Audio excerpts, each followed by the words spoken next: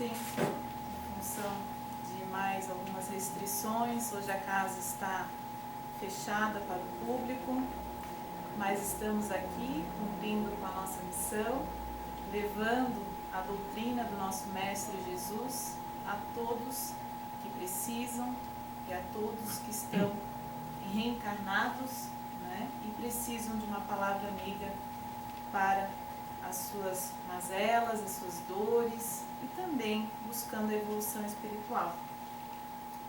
Quando eu recebi de presente este dia para falar aqui na frente, eu logo associei ao Dia Internacional da Mulher, né? E eu trouxe o tema, então, a mulher, suas missões e espiritualidade.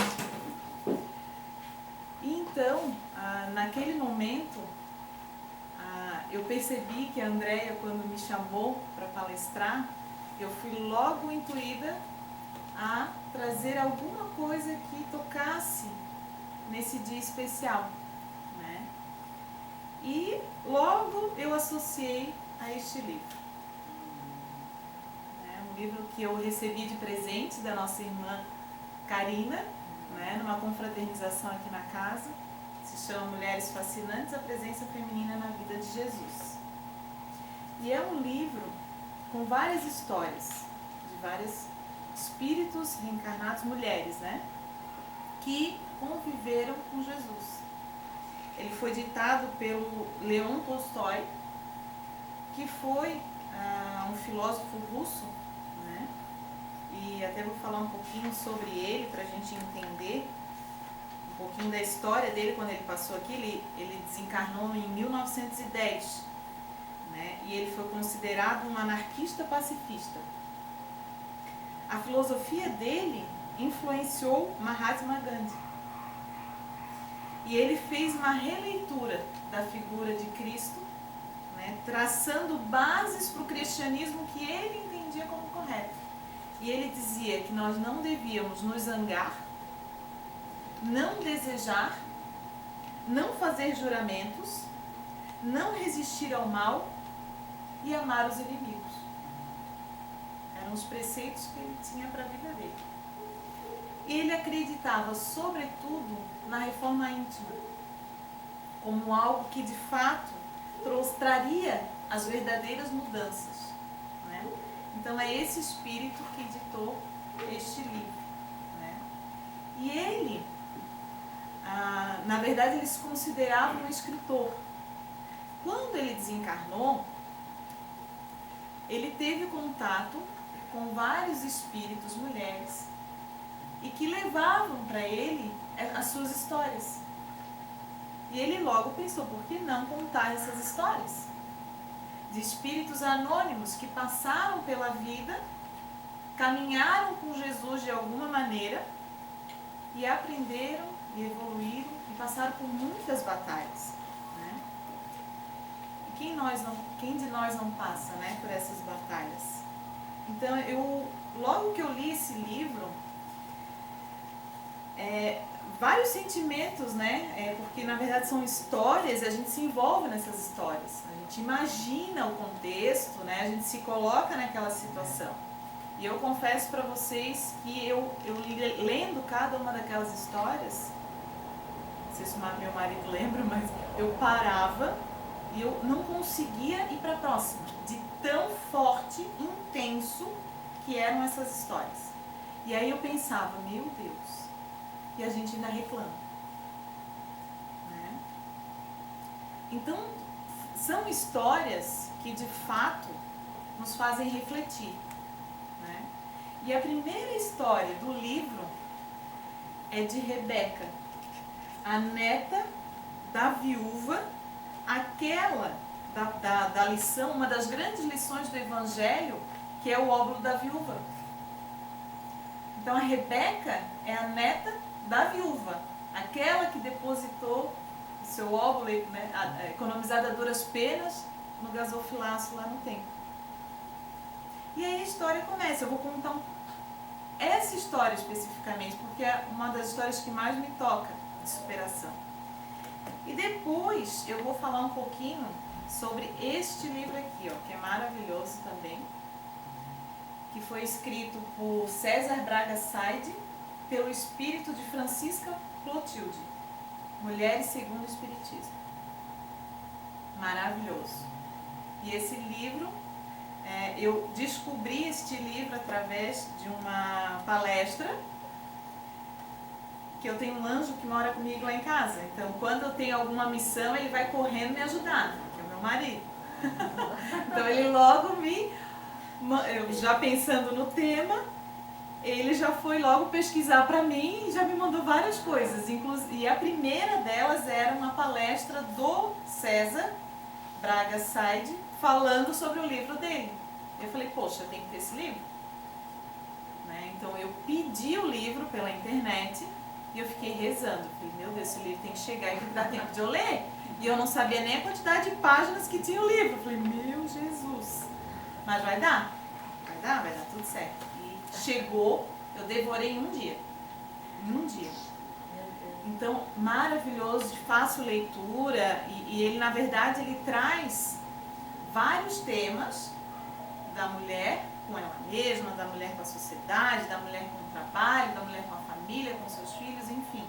Então é um livro muito riquíssimo, é quase que um manual de guia de sobrevivência para nós. Mas vou chegar lá. Então, voltando a esse livro maravilhoso aqui das Mulheres Fascinantes, né? Então, a primeira história é da Rebeca, a neta da viúva, né? E aí, essa história começa quando elas chegam da caravana, né, para ir até o templo e depositar então o óbolo, economizado a duras penas, como eu disse, pela avó da Rebeca. E elas chegam, vão até o templo e a avó vai lá e deposita aquelas pequenas moedas ali no gasofilaço. E quem estava presente naquele momento? Jesus. E ele viu a atitude da avó, viu quem era, viu o Espírito, porque Jesus via muito mais além do que a gente vê, e logo traz aquela lição que todos nós conhecemos. E eu vou ler para vocês. Ela inclusive está no capítulo 13, no item 5 do Evangelho segundo o Espiritismo, que fala sobre essa passagem do óbolo da viúva. Em verdade vos digo que esta pobre viúva deu muito mais do que todos os que antes puseram suas dádivas no gasofilaço, pois que todos os outros deram o que lhes abunda, ao passo que ela deu do que lhe faz falta. Deu mesmo tudo o que tinha para seu sustento. E essa é uma das grandes lições que Jesus nos dá, né? E aí a história se desenrola, né? Começa com essa passagem que todos nós conhecemos e aí vem a história da Rebeca, na qual nós não conhecemos até então. Depois de cumpridos os rituais ali religiosos, elas saem na multidão, se espalham e Jesus não as vê mais. Não as vê mais. Né? E elas retornam então para a caravana, para retornar ao lar delas. Certo? Quando chegam na caravana, as pessoas estão cansadas porque peregrinaram durante o dia, os animais estavam cansados e eles resolvem então ficar em Jerusalém e foram todos procurar uma hospedaria.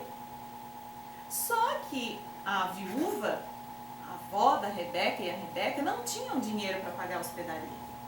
Então o que elas fizeram? Elas foram a um dos carroções e dormiram lá, passaram a noite lá. E ali elas consumiram o pouco que tinha de pão e água. E ainda assim louvando a Deus pelo alimento material que elas tinham e pelo alimento espiritual que tinham recebido. E ali passaram a noite. Quando a neta Rebeca acorda no dia seguinte, a avó havia desencarnado.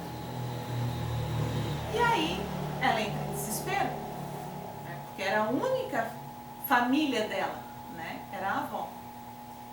E aí alguns participantes ali da caravana se sensibilizam com a situação dela e ajudam ela a fazer o sepultamento da avó. E aí eles foram, fizeram durante o dia tudo, a parte do sepultamento e à noite, quando estavam retornando, ela estava muito triste, cansada, abatida, não tinha condições, ainda se questionava como ela ia prosseguir na caminhada, sem a avó, sem dinheiro, sem nada, né? Ela se afasta das pessoas que estavam ali ajudando ela e ela é surpreendida com uma mão forte puxando ela e botando um pano sujo na boca dela. E ali ela se vê naquela situação. A história ainda é narrada que uma pessoa vê o que acontece e não faz nada, segue, e ela então, em desespero, acaba desmaiando. E aí, no dia seguinte, a Rebeca acorda e ela se vê com a roupa toda rasgada, suja e com o corpo todo doído, já sabendo o que tinha acontecido. E aí, ela entra de novo em desespero. Meu Deus, o que aconteceu comigo? Perdi minha avó e agora acontece essa desgraça, essa violência comigo. E ela então vai até o encontro da caravana, acreditando que lá estava. E quando chegou, para a surpresa dela, não estavam mais. Tinham ido embora e tinham deixado a Rebeca para trás. E aí, a história de mais desafios da Rebeca, né? Ela se vê de novo sozinha, sem ninguém, sem ajuda alguma, e vai cansada, com fome, toda aquela situação dela ali, com roupa rasgada, suja, enfim, toda dolorida, e vai e se acomoda nas pedras do templo e adormece. E logo em seguida que ela adormece, ela é acordada por um homem gritando, mexendo nela, sacudindo nela, e ela acorda e vê aquele homem expulsando ela dali.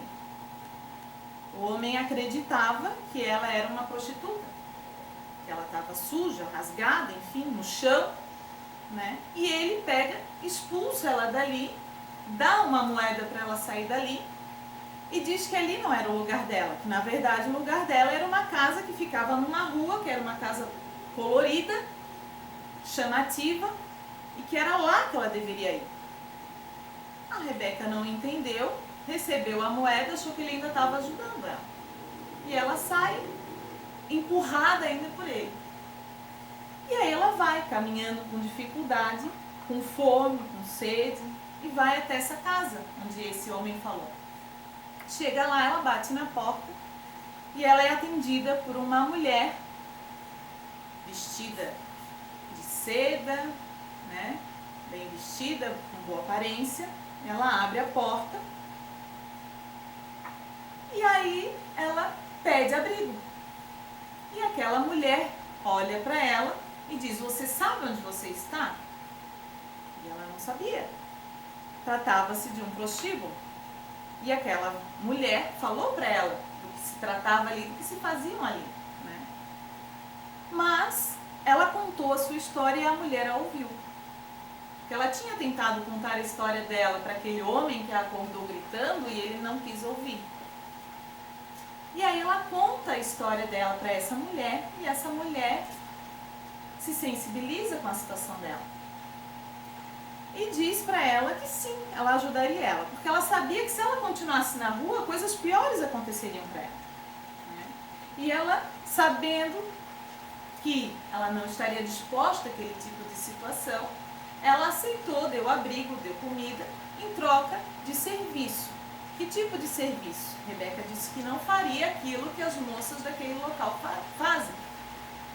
Mas ela disse que então ela poderia ficar cuidando do estabelecimento, da comida, da limpeza, que ela poderia trabalhar durante o dia. E ali ela fica. E à noite, quando os clientes da casa chegavam, ela deveria vestir uma túnica preta para esconder a jovem beleza. Ninguém podia vê-la. E ela inventou uma história que ela tinha deformidades e por isso usava aquele véu. Então, ela passou seus dias naquele local. Trabalhava muito e ela começou, claro, o corpo físico começou também a perecer, apesar de jovem, né? E a sobrecarga do trabalho era intensa. Ela foi também sucumbindo àquela situação. Mas sempre grata àquela mulher, porque ela ofereceu ajuda, né? E ali ela continuou, até que um dia ela estava servindo os homens à noite ali, né, com a túnica preta, para ninguém a ver, e um cliente daquele estabelecimento vai dar uma moeda para ela, uma gorjeta, e ela nunca tinha recebido uma gorjeta. Na hora ela lembrou da avó e disse que aquela gorjeta ela levaria até o gasofilácio e depositaria aquela moeda no templo. No outro dia ela sai, vai até o templo e deposita aquela moeda no gasofilácio. E aí dá uma reviravolta à história, porque até então a gente se dói, né? Sofre por ela, né? Mas no momento em que ela está lá depositando a moeda, quem está lá? Jesus. Ele não a vê, porque ela está com o véu. Mas ela, no momento em que ela deposita a moeda, ela vê aquele homem com um olhar de luz, um espírito diferente, uma pessoa diferente naquele local, e a chama a atenção. E ele fala para Pedro, que está do lado dele, as seguintes palavras. Ele olha para ela e vê quem ela é, ele reconhece quem é a Rebeca. Sabe que ela é a neta daquela viúva. E vê tudo que ela está passando, tudo que ela fez, tudo que ela sofreu. Olha para Pedro e Jesus diz: lírios de extrema alvura e doce perfume emergem dos charcos, querido companheiro. Em vão os ventos e a chuva os balançam e fustigam, neles tentando respingar a fétida lama.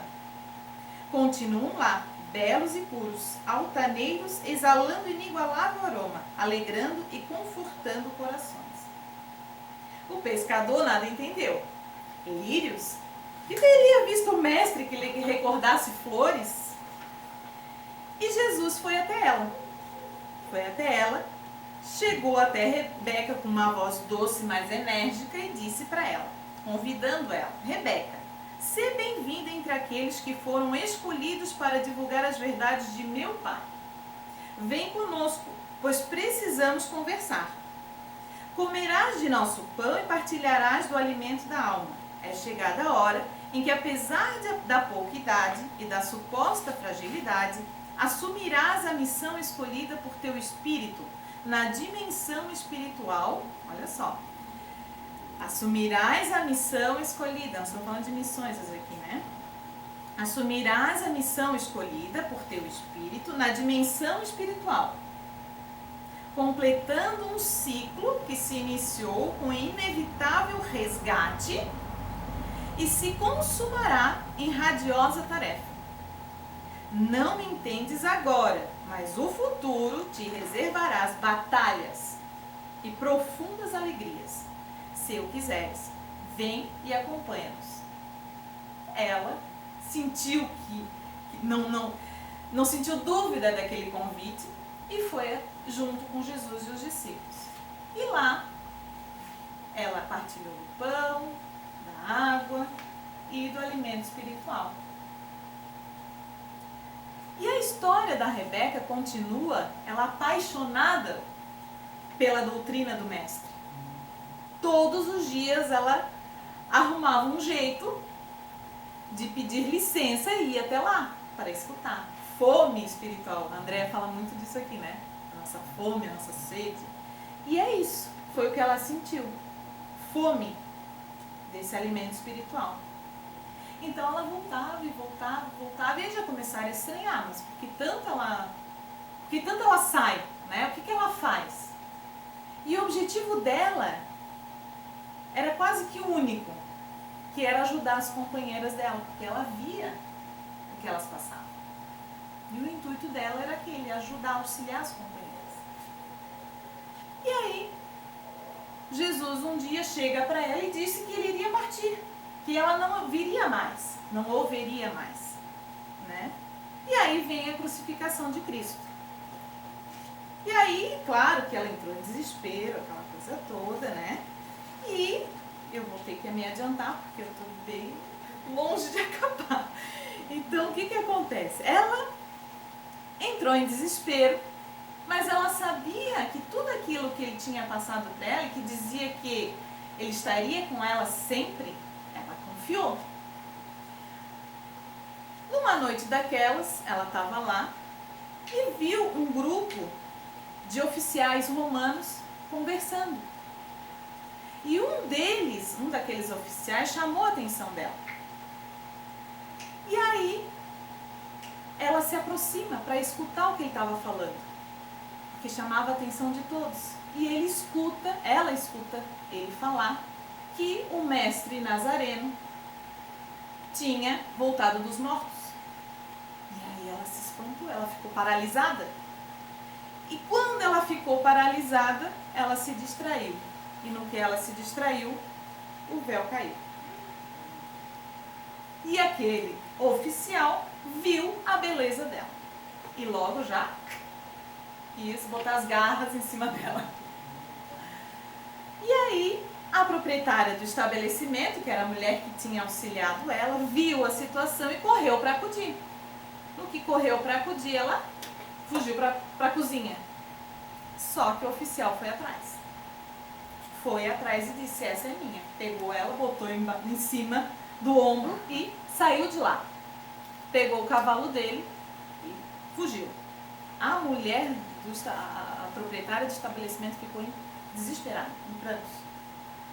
Mas não podia fazer nada. Ele era um oficial romano. E aí ele pega, leva ela dali e vai para a casa dele. Chegando lá, os servos dele foram logo atendê-lo ali e ele disse que era para providenciar comida, bebida e roupas limpas. E para levar, então, a Rebeca até os aposentos dele.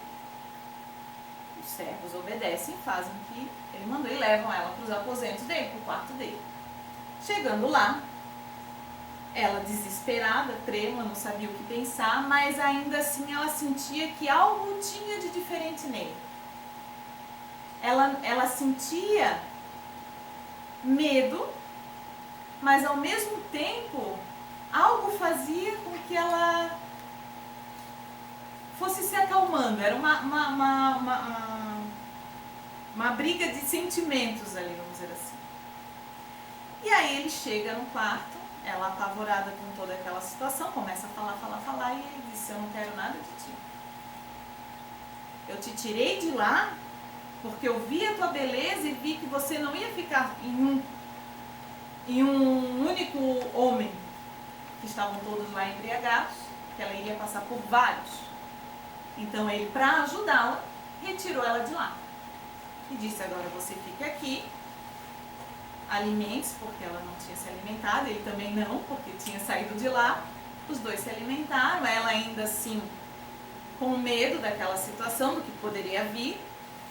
Ele ficou ali alguns instantes e saiu. No outro dia ele foi ver como ela estava e ela disse que não estaria disposta a fazer qualquer tipo de coisa, que ela queria voltar para lá, e ele disse, não, você não pode voltar. Agora sabem quem é você, você não tem nenhuma deformidade. E vão fazer coisas com você que você não quer. E aí surge o dilema dela. E ela acaba aceitando ficar ali. E ela fica ali por vários dias, ela fala, ela tem uma postura firme, ela se posiciona, e ele a vê como uma pessoa diferente. Uma mulher inteligente, que sabe falar, que sabe posicionar, que sabe o que quer. E aquilo chama a atenção dele. Dias se passam e ele tem até medo de voltar a vê-la, porque, queira ou não, ela era uma pessoa que trazia nele alguns preconceitos, algumas situações, não era da mesma cultura, enfim. E ele tinha receio disso, de acabar se envolvendo com ela. Mas acabou que se envolveu, não teve jeito. Um belo dia ele estava com tanta saudade de ouvir ela falar, que mandou ela se arrumar que ele iria ceiar com ela. Nós até falando sobre essa história, a gente lembrou da história da Bela e a Fera. Parece a história da Bela e a Fera. E aí então eles jantam juntos, vão até o jardim, conversam, e ali se passam alguns dias até que ele resolve pedi-la em casamento. Só que quando ela recebeu o convite, ela se deparou com uma situação. Ele não conhece a minha história. Ele não sabe pelo que eu passei. E eu não posso aceitar o convite dele sem antes falar a verdade para ele. E ela fala a verdade para ele. Que ela tinha sido violentada, né? Que ela era seguidora do Nazareno. E aí ele fica bravo, raivoso, mas sem falar nada começa a refletir. Que a culpa não foi dela, que ela foi uma vítima, que ela não teve como se defender. E assim, ele pede até desculpas para ela, abraça ela e diz que ele, passado é passado, que eles iriam construir um futuro juntos. E ali ele fala para ela que ele tinha sido nomeado a senador, enfim, e que ele teria que ir para Roma, morar em Roma. E ali eles se casam em uma semana e partem de viagem para Roma. E vão viver lá. E aí a história, ela chega lá em Roma, uma casa bonita, cheia de luxo, numa sociedade super materialista, e ela se vê em volta de pessoas fúteis, né, que não seguiam a doutrina que ela acreditava, nos ensinamentos que ela tinha aprendido com o mestre Rabi. E aí, e agora? Como eu vou dar seguimento ao meu compromisso com Jesus que eu firmei? E aí, ela conversa com o esposo, e ela diz que o intuito dela é ajudar as pessoas. Então ela começa a ajudar com bens materiais, com alimento, com remédio. E a cada um que ela ia ajudando com remédio, com alimento, ela ia falando uma palavra aqui, um ensinamento ali, sem falar nome de ninguém. Sem ferir a crença do marido dela, ela respeitava ele. E aí tiveram 3 filhos, e ela educou os 3 filhos nos ensinamentos do mestre, sem nunca falar o nome, sem nunca se referir a quem era.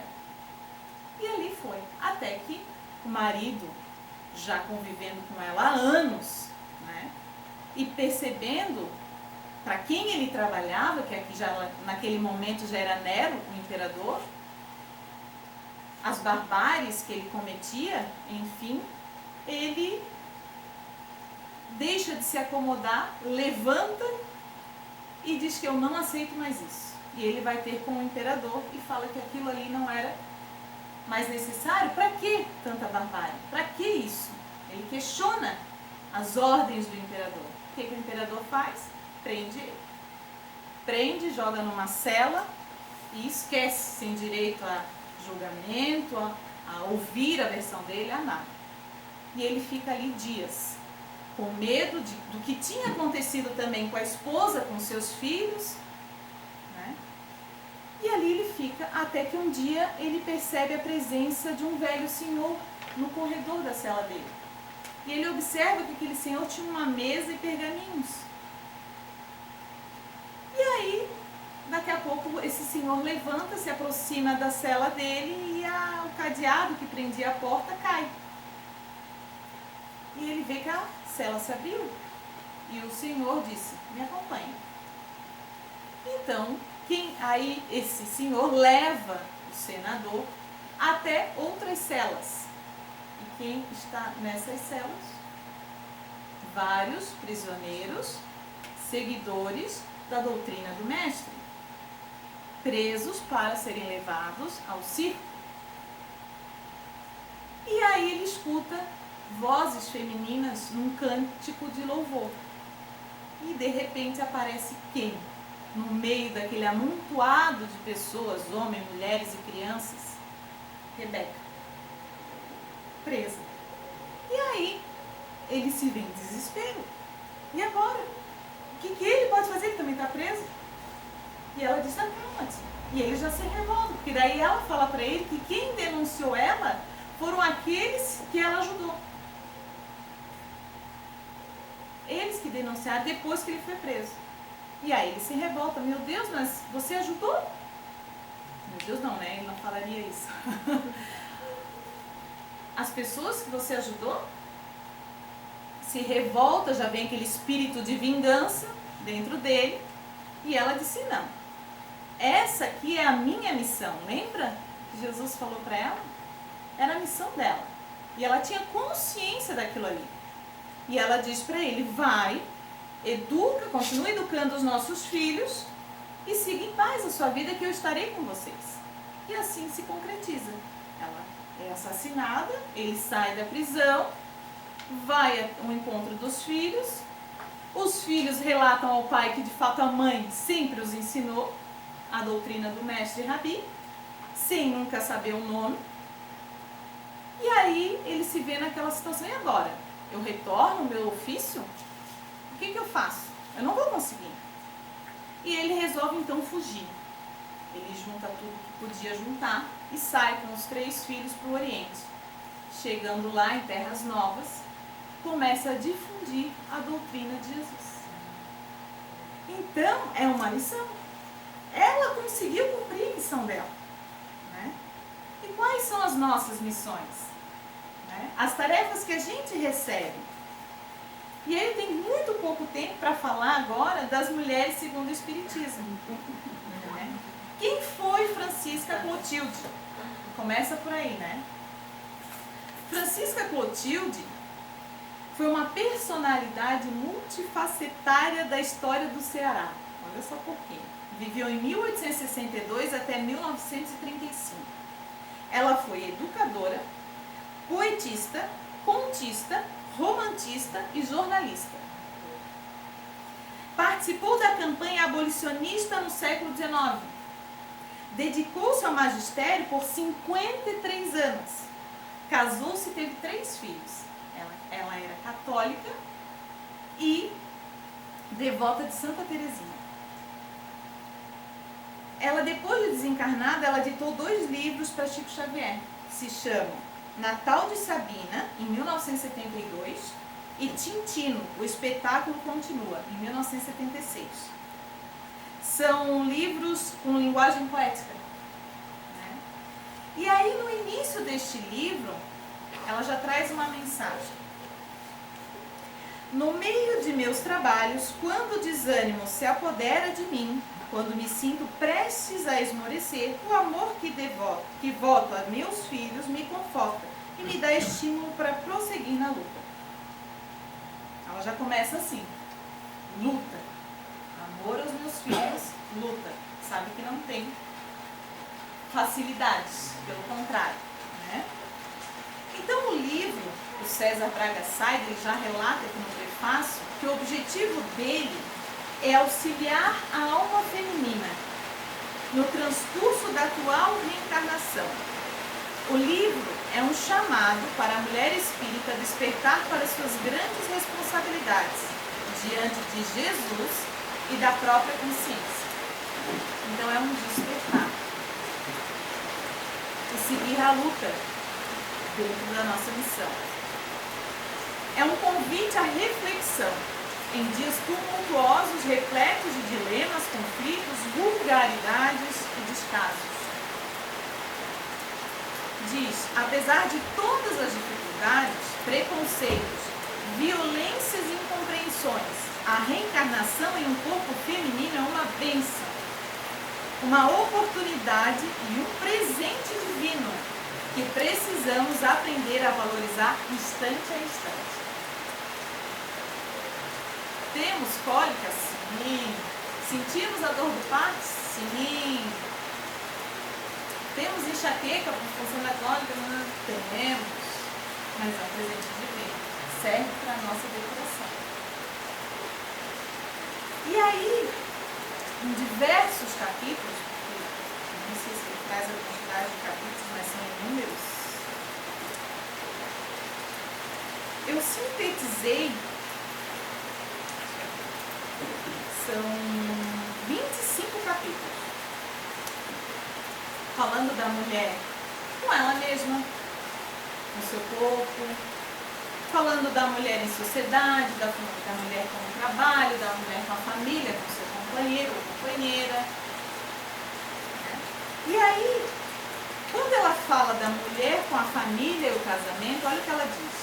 Desprenda-se de qualquer preconceito. Mudanças se operam nos costumes, pois estamos em meio a transições da sociedade e do planeta. Desprenda-se de qualquer preconceito. Observa-se e aprenda.